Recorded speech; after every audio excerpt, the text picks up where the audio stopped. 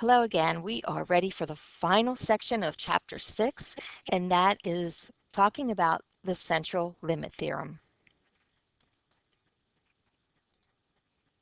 The key concept here is that any distribution, the distribution of the sample means, and we talked about sample means in the previous section, approaches the normal distribution, and as the sample size increases, that distribution becomes more and closer to the normal distribution. The procedure is really foundational for estimating population parameters, and when we move on in Chapter 8 on hypothesis testing. The random variable that we use has a distribution which may or may not be normal, but the mean and the standard deviation, a simple sample of all n that are selected from the population, they must have all the same chance of being selected. So the distribution of the sample means will, as the sample in size increases, will approach that normal distribution. The mean of the sample means is the population mean, and the standard deviation of all sample means is the standard deviation divided by the square root of the number of items in each of those samples. So these are just some practical rules that we use in statistics. For samples that have 30 or larger, the distribution of the sample means can be approximated by using that normal distribution. Again, the higher the number, the closer it comes to the normal distribution. And here's the interesting part, is that if the original population, regardless of how many are in there, it could be 4, 5, if that original population is normally distributed, then for any sample size, the sample means will be normally distributed. So if you start with a normal distribution, your sample means are going to create a normal distribution. So here's some notation. The mean of the sample means, the standard deviation of sample means, and many times this is called the standard error. So here's what we're referring to. This is our distribution. Notice that this distribution is a normal distribution to start. So we know that the sample means are going to be normally distributed. And then we can see each one is a different, and you can see the distribution here. And again, a 50. And we can see that nice normal distribution. Even when in the beginning that distribution is uniform, notice that we got to an n of 10. At an n of 10, it's not great, but it's getting better towards that normal distribution. But look at n of 50. Wow, getting to have a normal distribution for sure.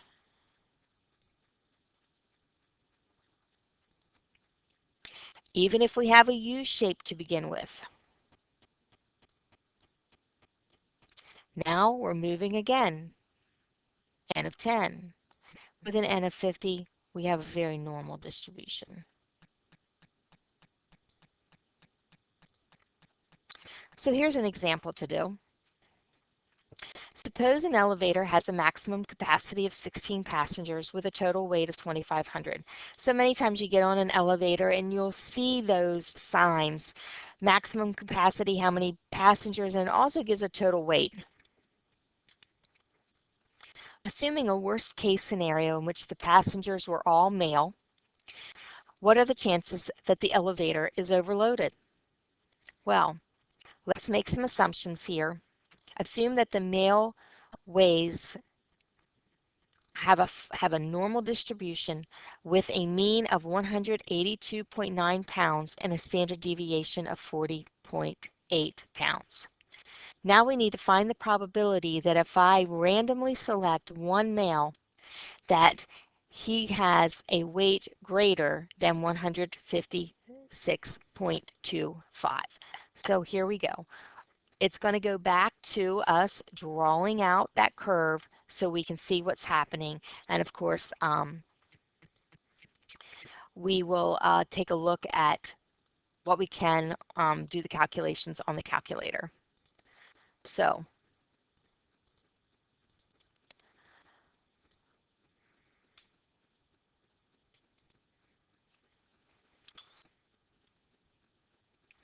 here we go.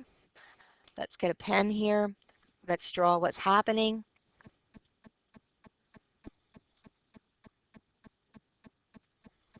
Normally distributed weights. It says that the male has a mean weight of 182.9. So 182.9. And the standard deviation is 40.8 pounds. Now, it says I want to know what is the probability that one randomly selected male has a weight greater than 156.25 pounds. The reason we're using 156.25 pounds is based upon this elevator rating. The elevator is rated for a capacity of 16 passengers with a total weight of 2,500 pounds. Well, if that were the case, those 16 passengers would have to have a mean weight of 156 and a quarter. So if you take 2,500 and divide by 16, you're going to get 156.25. So that's what we want to check. Well, if I look at my distribution here, I can quickly see that 156 and a quarter is going to be down lower than our mean. And I'm just going to randomly pick someplace, 156.25. So I want to know greater than. So the part that I'm looking for is this.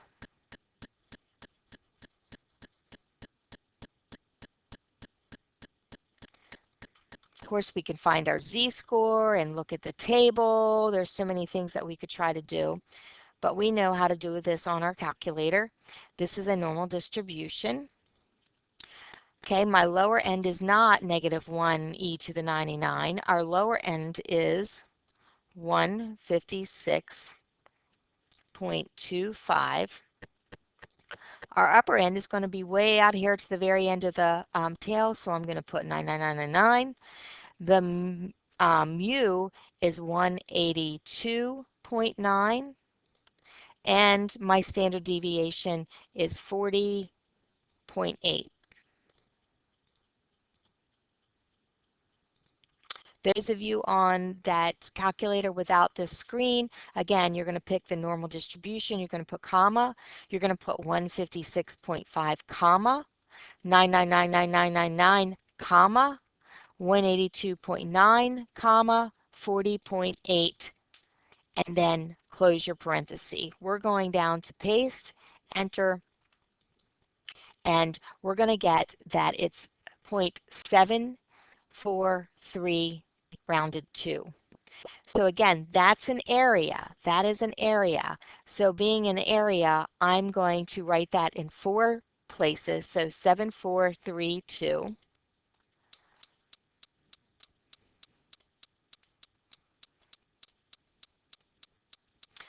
0.7432.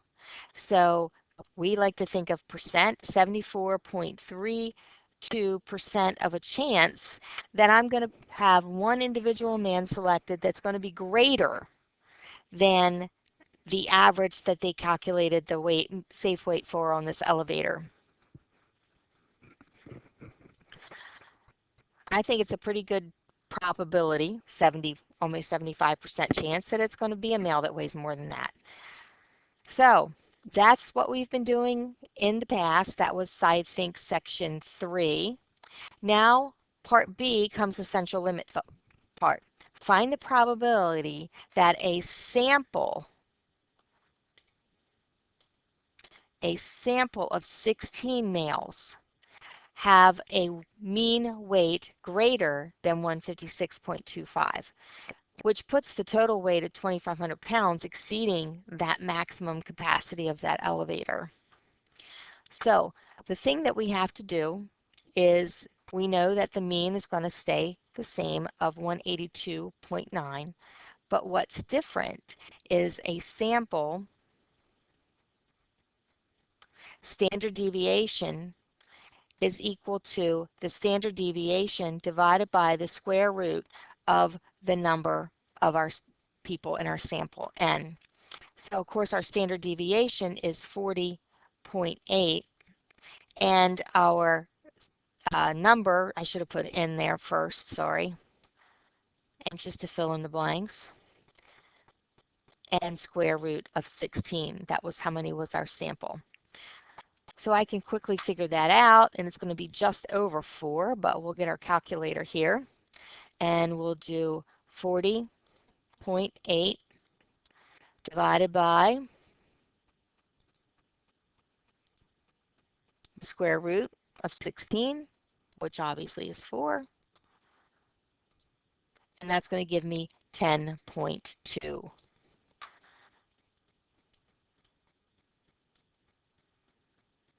So that is my sample of 40 and what is going to be greater. Finding that sample and what is the chances that it will have a mean weight greater than 156.25. So again, we're going to go ahead and draw that normal curve, sketching that example. Our mean is 182.9. Our new standard deviation is 10.2. And we still want to know 156.25. So let's bring up our calculator. We're going to go into our distribution again. We're going to have the same with everything except for the standard deviation, and we're going to change that to 10.2. Enter. And wow, didn't that change? So 0.9955. 0.9955. So that means there is a 99.55% chance that my sample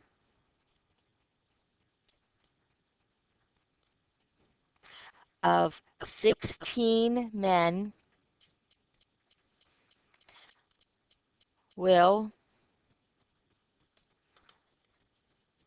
have a mean greater than 156.25.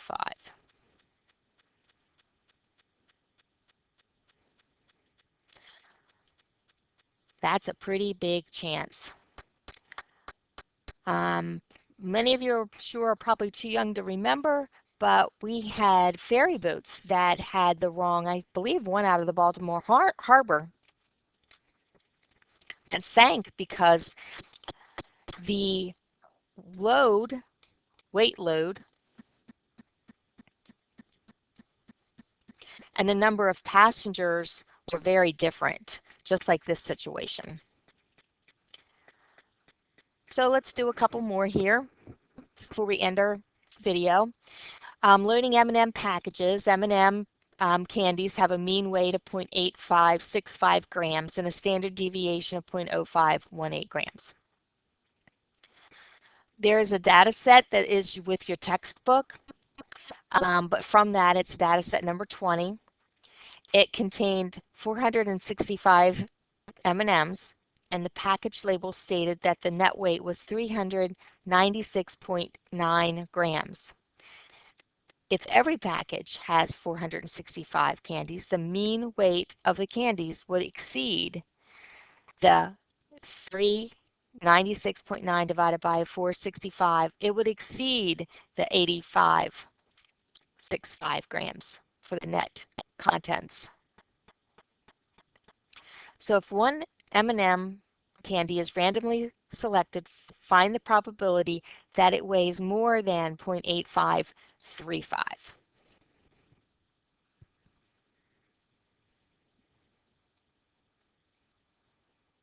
Again, we're going to start with that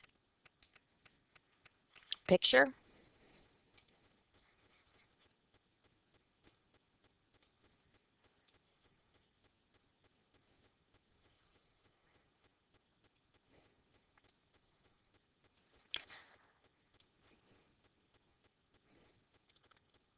So here we have that plain candies have a 0.8565 grams and a standard deviation of 0.0518.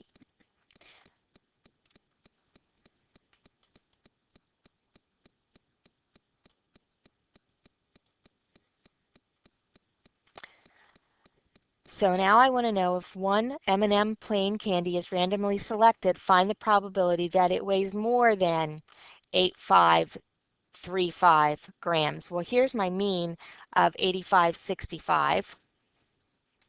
So I know this is smaller, so it's going to be on the left-hand side.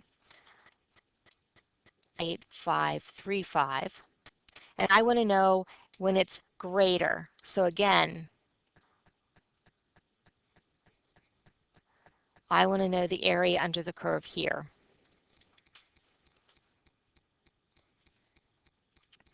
So let's go to our calculator for our distribution, normal distribution. The lower end is going to be 0.8535. The upper end is going to be 9999999. Mu is 0.8565. And the standard deviation is 0.0518. And again, if you've got that calculator at home without the screen, you're going to put parenthesis 0.8535, comma, 99999, comma, put the mean 0.8565, and the standard deviation 0.0518. And enter, and we find that this is going to be 5231.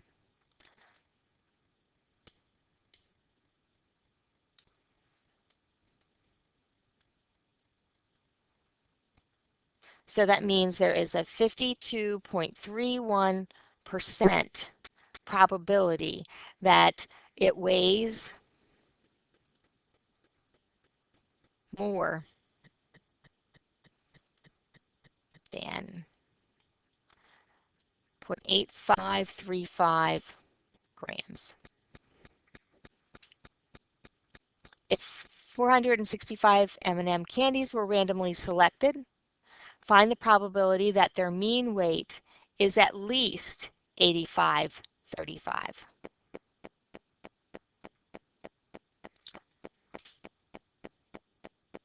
So now I'm not choosing one,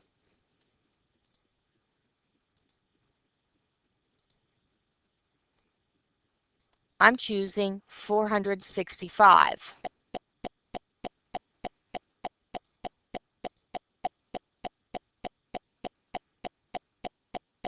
So 465 instead of 1. So remember how my standard deviation changes. The standard deviation for the sample here, I'm going to take 0.0518 and I'm going to divide that by the square root of the sample size, which happens to be 465. Yes. So bring that calculator over.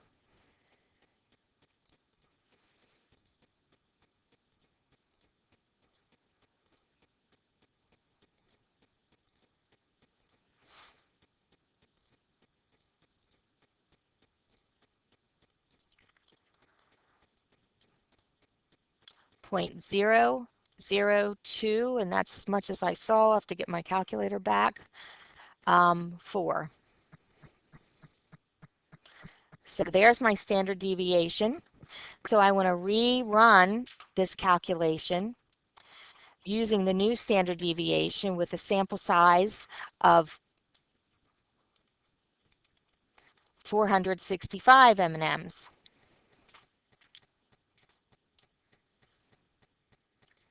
So we'll go to our distribution again.